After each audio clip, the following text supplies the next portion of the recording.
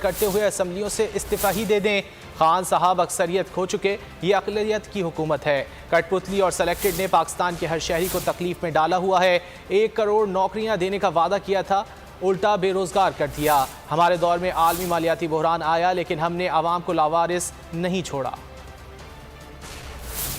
ہم خان صاحب کو بگائیں گے اور جگہ جگہ اپنے دوستوں سے مطالبہ کریں گے، اپنے ساتھیوں سے مطالبہ کریں گے، یا آپ ہمارے بات مانیں، عدم اعتماد لے کر آئے، اپنا ووٹ کی جو اتنا عزت آپ کرتے ہو اس ووٹ کی عزت کرتے ہوئے استعمال بھی ذرا کرے۔ بزدار کے خلاف عدم اعتماد لے کر آئے، یہ ہمارا مطالبہ ہے۔